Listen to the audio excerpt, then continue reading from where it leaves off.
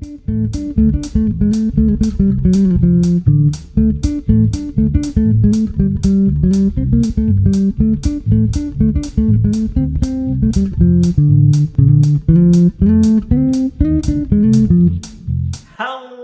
everyone, and welcome to Galactic Grooves, episode number 4.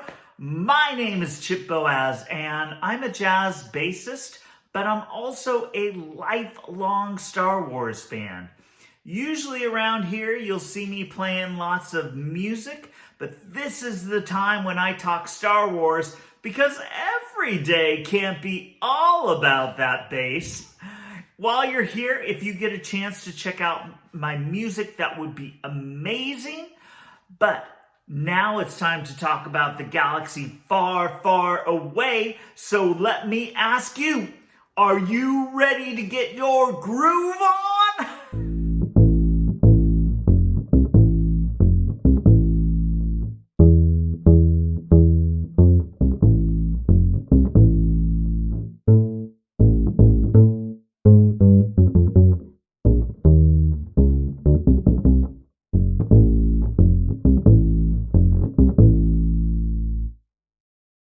It was a big week in Star Wars. We got a new episode of Andor. There's news flying around. But I want to start things out by talking about the thing that, of course, is really important to me in Star Wars, and that's the music. And this came to me because on Wednesday, before I even got a chance to watch the new episode of Andor, I was on my Apple Music looking for the soundtrack. And you know what? It wasn't there! Disney, what are you doing? I need my Andor music. And it really came to me once again just how important music is to the whole experience of watching and being a part of Star Wars. Now, this was established way back in the original trilogy when John Williams set that bar really high by delivering an amazing collection of scores to make these movies even better. I mean, boy, A New Hope, Empire Strikes Back, Return of the Jedi, amazing films, but they became magical because of the music, right?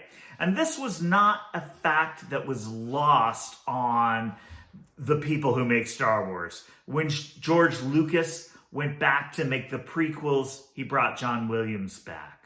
When Disney created the sequel trilogy, John Williams was back.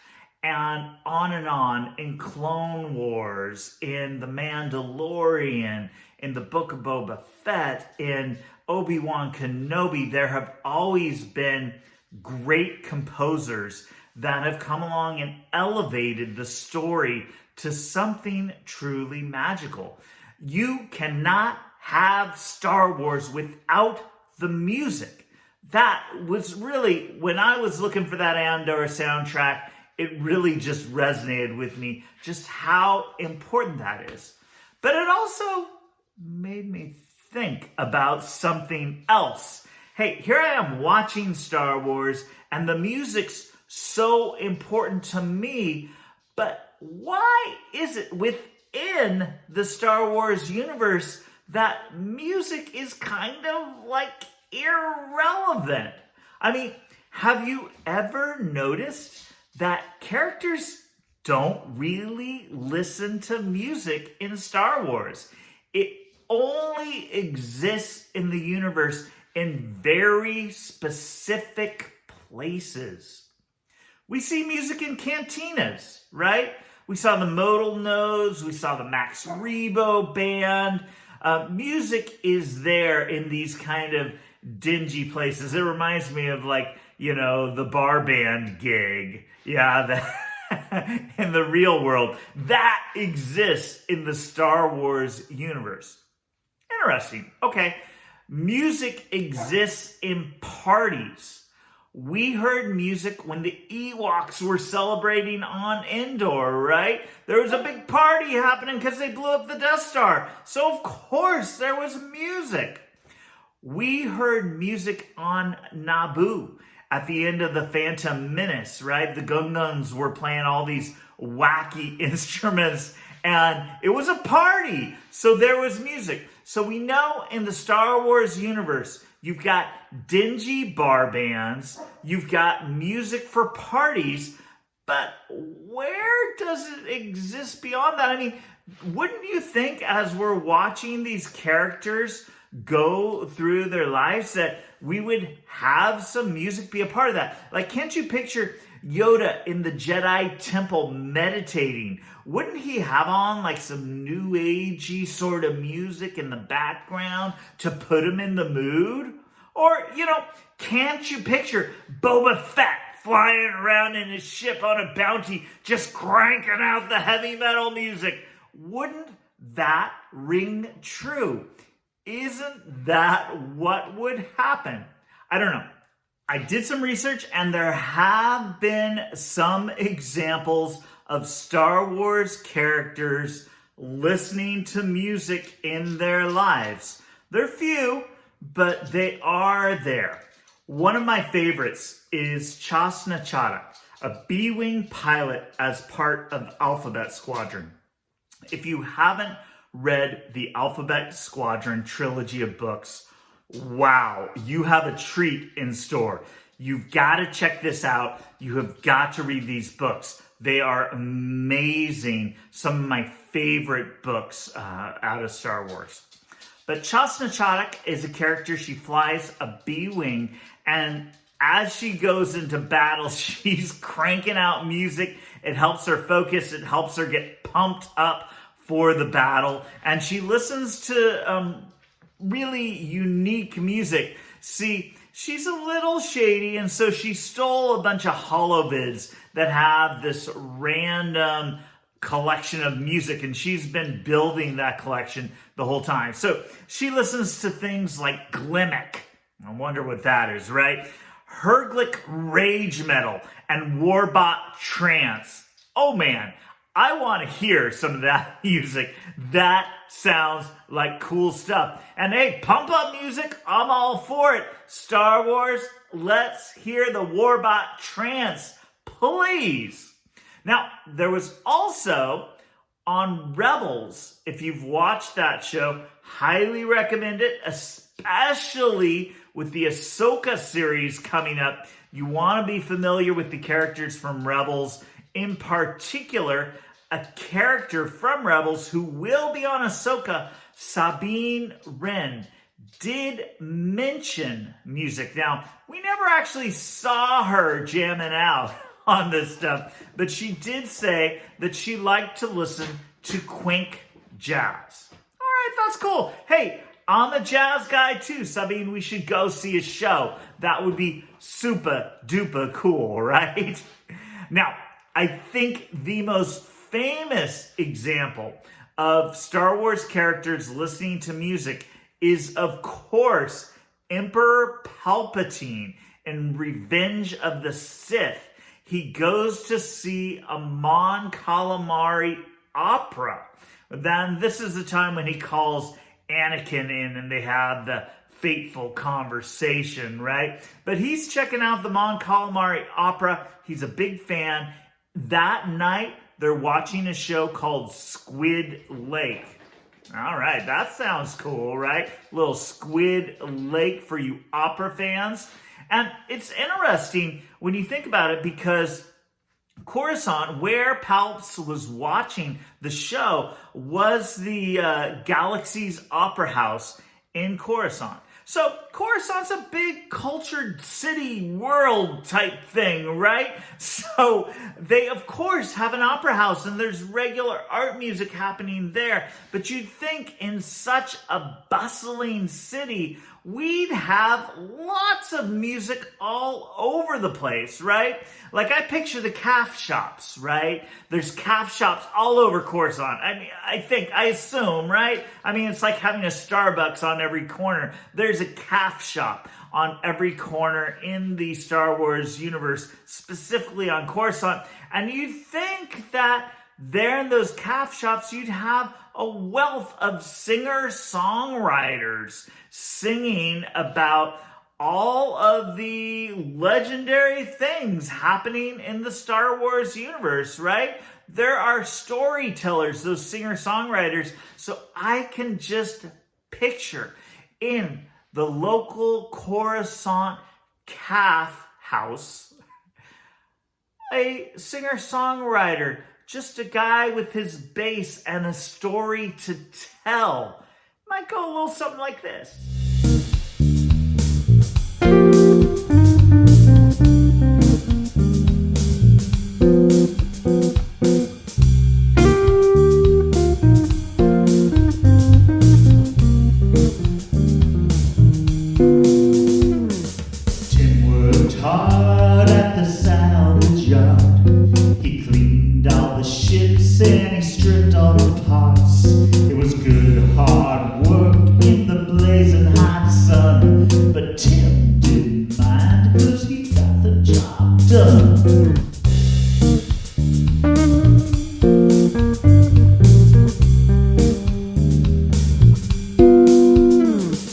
Timm had a boss and her name was Bix. They both worked hard, but love was in the mix. Timm wanted to be with Bix all of the time, but one night a week for Bix was just fine. Timm was jealous, oh so jealous. Jealousy is a very strong drink. He should have stuck with the spatchka. But Timm raised his glass, drank the envy down. His head got fuzzy, world started spinning round. He picked up the phone and he sold his soul. Then all he could do was watch the reckoning unfold. I hope you liked that. I could picture that in the Coruscant calf house, the story of Timm and some of his questionable choices put into song. Hey, look on the channel. I am going to have that full song later in the week. I just wanted to share a little bit of it, but we need more music coming from the Star Wars universe, so I just thought I'd help out a little bit after I noticed that. But hey, it's time to talk Andor, so cue that spoiler music.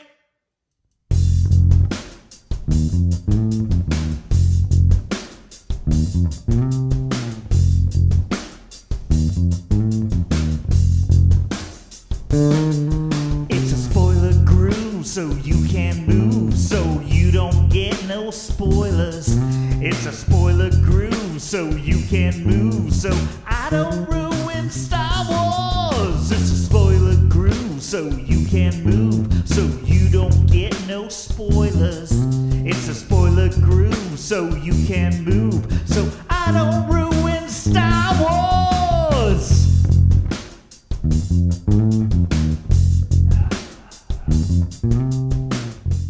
All right, you have been warned. We are going to talk everything about Andor Episode 4. You never know where that'll lead us in different parts of the Star Wars canon. So spoilers will abound. You heard the tunes, so you have been warned.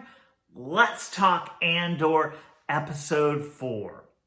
This was a great episode, and it really came to me, we got the first 3 episodes in one chunk, and I talked last week about how those 3 episodes were really kind of a story within themselves. They were that first part of Andor's story, and it was a slow burn from the first episode to the end of the intensity that we got in that 3rd episode. You really need them all back to back. Now, I don't know, but I'm getting the feeling now that this is a sort of trend we're going to see through the course of these 12 episodes. We're going to have these kind of waves of story, and it felt like episode 4 was definitely continuing our story that was set up in episodes 1 through 3, but we're again at the beginning of another slow burn. It's written so well. It's it's like a more intense slow burn than the first episode was, though. So it's really so good. And we start out where we ended off in episodes 3. Andor and Luthien Rael are in a ship and they're headed out into the galaxy, hit the hyperspace. Luthien's a little cold and straight up with Andor. Flies into hyperspace while he just yells back to Andor to get his arm fixed up, and Andor, oh, when hyperspace goes on. And they don't start off on the right foot. But Luthien is really trying to convince Andor that he needs to join this cause and fight against the Empire.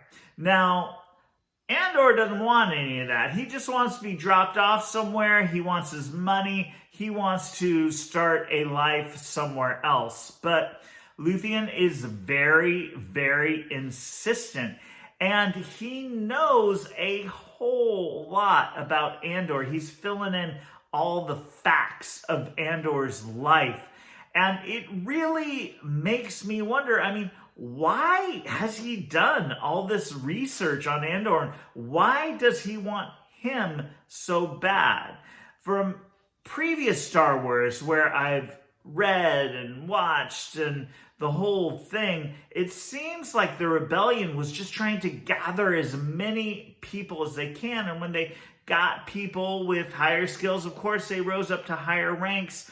But it wasn't like they were selecting people individually like this. Now, it's the beginning of the rebellion, so it might make some sense that they're really trying to recruit some good talent. But it does strike me as a little bit odd just how invested Luthien is in recruiting Andor into the rebellion. So I hope we hear a little bit of backstory on that. Now, I am not asking for a prequel to the prequel of A New Hope. I'm not asking for that at all. But it might be nice to have a flashback or just some sort of information to let us know. Now, Luthien finally convinces Andor maybe not to join the cause, but to do a job for him. So he's going to go and steal from the Empire. He's already done this. He can do this. Luthien's going to pay him. All good. So they go to a planet to meet Luthien's contact, who he says is the boss, Vel. They get there, and there's this sort of odd emotional thing where Luthien gives a crystal to Andor, tells him it's worth a lot of money, and give it back to him at the end. It seemed very out of character, but, I guess it's an important story point that we need to be watching for. Luthien goes out to tell Vel that Andor is going to join the crew. Vel's having none of it. Doesn't want it. It's a change of plan. They've got a big operation plan. They can't throw a person in at the last minute, especially one they don't know and possibly don't trust. Now, here's the thing that really seemed a little weird to me. Eventually Luthien gets kind of hostile about this and orders her to take Andor with them and says, well, the best thing about it is, he's not part of the crew. I'm paying him, so he's dispensable. Now, why would Luthien go through all of this work to recruit Andor if he's just some sort of dispensable guy that, a red shirt that could die at the beginning of the battle? I don't know. I'm wondering what game Luthien is playing. I like him as a character. Stellan Skarsgård is a great actor. He's doing a great job with this, but I don't trust him at this point. But Vel eventually gives in, and she brings Andor, who, by the way, has chosen a different name for this operation. And of all the names he chooses, Luthien says, all right, what's your name for the next 5 days? And Andor says, Clem.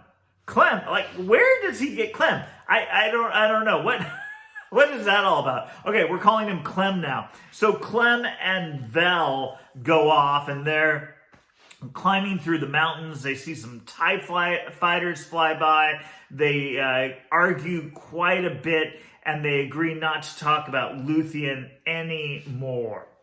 Vel gets Clem back to the camp, and she's got a crew of some pretty shady-looking characters who are going to help her pull this off. And apparently, they're not just stealing from an empire. They're going into battle against a whole garrison of Imperial troops. Clem is not cool with that. He sees their ship in particular, says this is a suicide mission, and they're all arguing, but they all agree to go on with this, to make this work. There's some very confrontational moments between Vel and her crew, between Andor and the crew, so there's a lot of tension in there, but they're gonna go ahead and they're gonna make this happen. Now, we don't actually get to see the operation happening. We're going to assume that this is what it's leading to. It sounds like it is a little bit of those situations where it's kind of like there is no way to win this. So they're really going to have to pull off something kind of magical to make it happen. So I'm really excited to see where that storyline goes in the next episode. Now, while this is all going on, we flash back to Coruscant when we don't go to a calf house, but we do go to the ISB, the Internal Security Bureau. Now, this was super cool. I've heard about the ISB a lot in the books that go along with the universe, but I don't think we've ever seen the ISB in live action. And this is kind of cool because instead of seeing Darth Vader and the Stormtroopers and Tarkin and the Star Destroyers and all that, we're seeing the mechanism, which is the Empire. These are the people who oversee security in the Empire and kind of give out the orders. I'm really fascinated to dig into this part of Star Wars a little more and see what it has to offer. So we start out in a big meeting run by Major Partagaz, who's kind of the ISB boss, and he's a jerk. He basically tears apart a lot of his officers, tells them all how incompetent they are, and pretty much makes everyone in the room feel awful. I don't like him. Major Partagaz, you're not my favorite character. You're a jerk, and I hope that something happens with you in the future. Well, we'll see, right? In that room, we had a couple of important characters. I think the character that we need to focus on is Dedra Murrow, who's a ISB officer who seems to be somewhat of a new ISB officer because she doesn't know the ropes, right? She says something a little naive in the meeting, and Major Partagaz, of course, being the jerk that he is, tears her up. She kind of missteps in certain places. So she's a little green, but she's very ambitious. And she really wants to climb the ladder of the ISB. And she wants to do it quick. She's not a patient officer either. She wants it now. Also in the room, we have Lieutenant Supervisor Blevin, who is another ISB officer, obviously a little more experienced. He's been there for a while, and I think a little higher ranking than Dedra Murrow was. Now, he, interestingly enough, is in charge. His jurisdiction is Ferrix. That includes Ferrix. And so it comes up about this incident that happened in Ferrix and the reckoning, right? So this was like the last episode. Major Partagas wants all the information. He wants them to dig in deep, and he wants a report now. So Lieutenant Supervisor Blevin is in charge of finding out what happened on Ferrix and getting this going. Now, this is interesting because we do see some more drama around this in the ISB office on Coruscant, but this also might take us back to Ferrix, which I'm really hoping for. I would really like to reconnect with characters like Bix, with all of the characters we met on Ferrix, and especially, of course, B2EMO. B2EMO, but B2EMO, right? That's who I want to see more of, and we just might because of this connection, all right? But in the ISB office, it comes about that Dedra Meero is in charge of the place where Andor stole this little box from. Remember the box that he was going to sell to Luthien in episode 3? He stole this right out from underneath the nose of Dedra, and she wants it back. It's in her jurisdiction. So she goes right to Lieutenant Supervisor Blevin and says, I want the box. I want all the information from Ferrix. I need to know about this. And he says, no.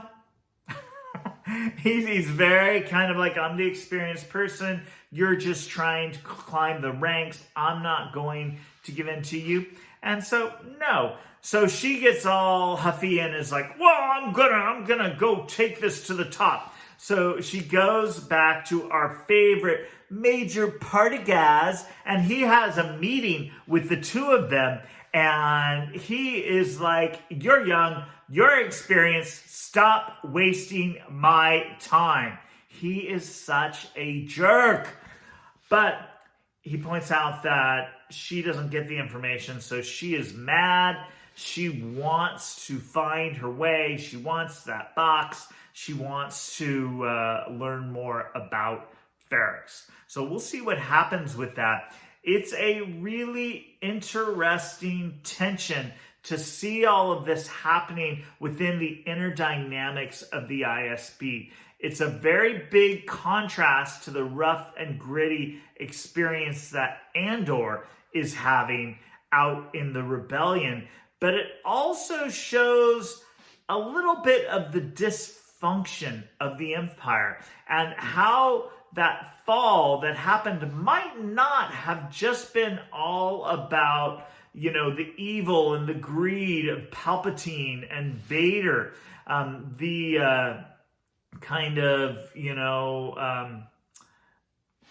sense that they could do anything.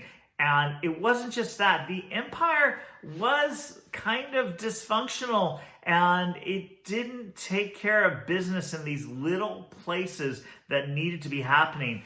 And you can start to see a little crack in the machine here. And I assume we'll see going on that crack is just going to get bigger and bigger in the coming weeks. I'm really excited to see what happens with that.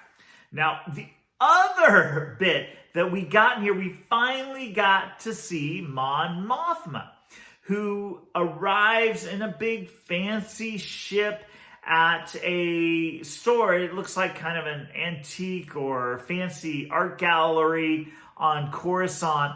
And lo and behold, who is running this is Luthien Rael. And he's all dressed up in costume. You see this whole scene where he puts a wig on. He's got all these fancy rings and flowy outfit. And he's playing a character. Now, it's interesting because she walks in with the driver and she's playing, the kind of debutante type act. And, I need to buy a present for my husband. And of course, Luthien Rael, of course, we have this and we have this. He's playing the role too. Luthien has an assistant who kind of pulls the driver aside to show him some things while Luthien takes Mon Mothma in the back and the act disappears. And Luthien's like, where's our money? It looks like Mon Mothma at this point is funding the rebellion and putting a lot of funds into this burgeoning collective of freedom fighters. Mon Mothma is saying that it is really hard to transfer funds because things are getting more intense. People are watching her. They're tracking down all of these kind of transactions. It feels like, hey, imagine that. The Empire might be becoming more of a fascist state. Imagine that, right? And Mon Mothma is seeing this happen, so she pushes back against Luthien and says she's doing what she can, but she feels like she's under fire and she would be the first one to fall. So there's a very tense scene between the two of them. Now, it's interesting to see this. It seems like Luthien has his fingers in everything. I wonder if at this point, is he the leader of the rebellion? He's such an interesting and mysterious character because he's pulling all these strings from different places and you don't know exactly where they are all going. It's a really interesting scene, and they leave it with Mon Mothma kind of winning the argument, kind of being like, all right, I'm going to take care of this, but you have to wait for me. And so she takes off, goes back into character as she goes out, and, her driver is none the wiser, and they leave the art gallery. Now, you've got to wonder what is going on with Mon Mothma at this point. We know that she's a senator on Coruscant. Now, the Senate has not been dissolved at this point. We learn in the books at one point that Palpatine dissolves the Senate so he can consolidate power. But it's still going right now. She's still involved, but it does seem like things are tightening down and senators maybe don't have the types of control that they had at one point. And it certainly seems like Mon Mothma is being watched to a certain extent. And she's kind of walking on the edge. It's very much implied in the scene that her driver is kind of keeping an eye on her. Like he might be someone employed by the Empire to keep a closer eye on Mon Mothma and her tinge of rebellion that's starting to happen there. It's really interesting, and it will be a really powerful thing to see her story involved. Now, I love probably my favorite part of the whole Mon Mothma experience was going back to her house after this whole scene. And she lives a pretty cushy lifestyle.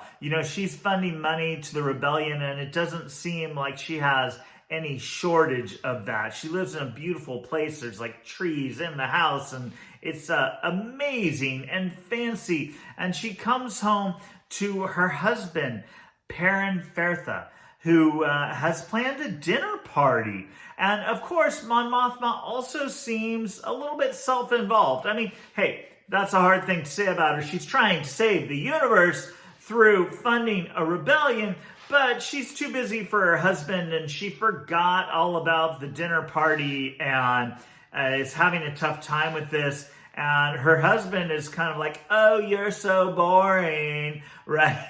He is not a fan of her work around the clock lifestyle, and he wants her to come to the party. It looks like it's going to be a big party. There's lots of plates set, and so he asks, or Mon Mothma asks to see the seating arrangement. She looks at it, and strangely enough, her husband has invited a lot of her political enemies to this party, and they're gonna be there having a good time and schmoozing in the Mon Mothma household, which does not sit well with her. She gets really mad at her husband, And his response, I don't like him. I'm not sure if I'm a fan of Mon Mothma at this point, but I definitely do not like him.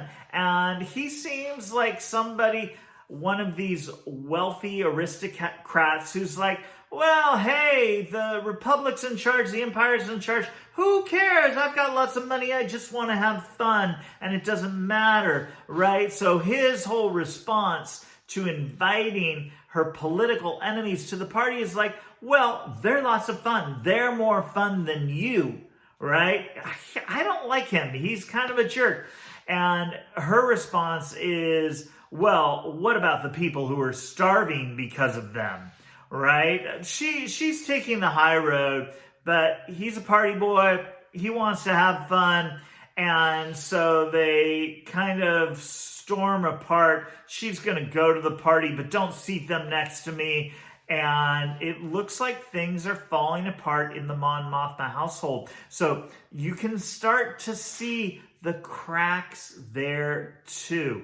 It's really, I can't say how much I love this show to just see the drama building. And again, I can't tell you how many times I've read on the internet people talking about how this should have been a movie. The long form storytelling gives us the opportunity to build this drama. This is amazing. And I am so psyched. So we've got this storyline with Andor, Vel, and her crew. We've got this storyline with the ISB, and we've got this storyline with Mon Mothma, and we can see how they're all going to come together. This is going to be so cool. I can't wait to see where this is going. Hey, episode 5 next week.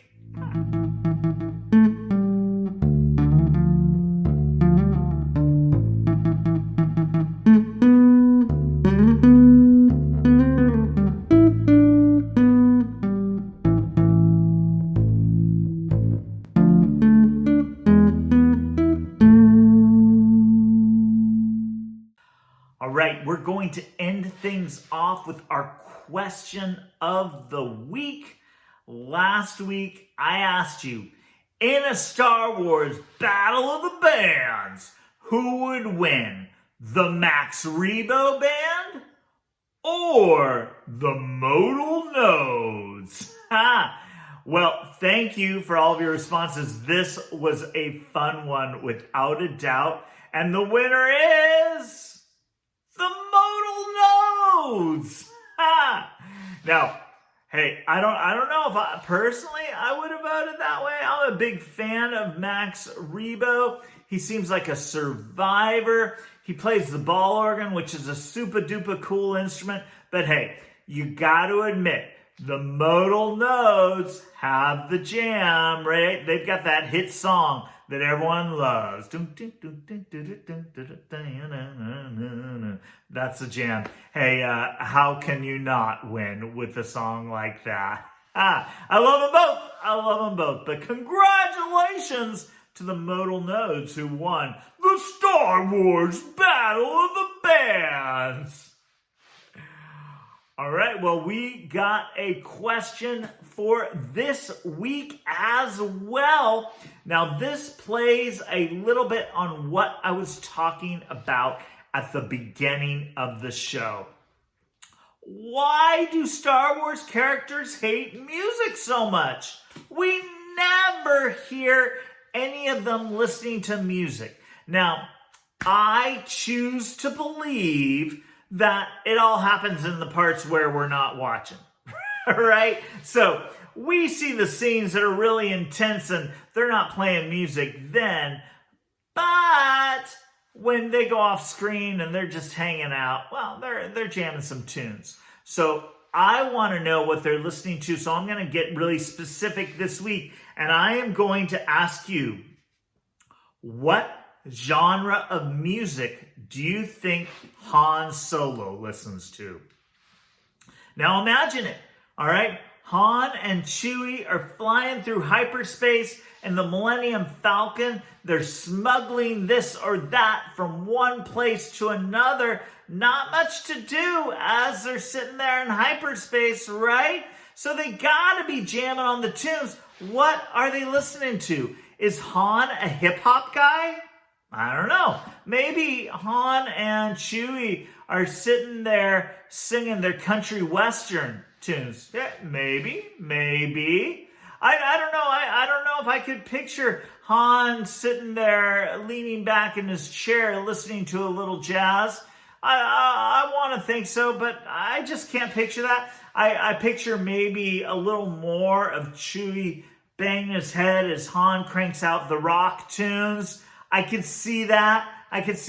So many possibilities, right? And we just don't know because they've never showed us. So you tell me, what sort of music does Han Solo listen to? I want to know. I'm so curious. I am so curious. Hey, you can send me a message on any of the socials. You can send me a message to Facebook. You can send me a message to Chip Boaz on Instagram. You can send me a message to Chip Boaz on Twitter. You can send me a message to Chip Boaz on TikTok. Or you can write me an email to chip@chipboazmusic.com. Let me know, what sort of music do you think Han Solo listens to?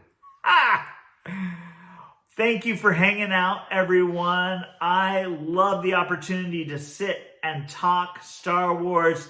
Let's make it a conversation. Let me know what you think of Andor Episode 4 down in the comments. Let me know what sort of music you think Han listens to in the comments. Let me know what you think of music in the Star Wars universe.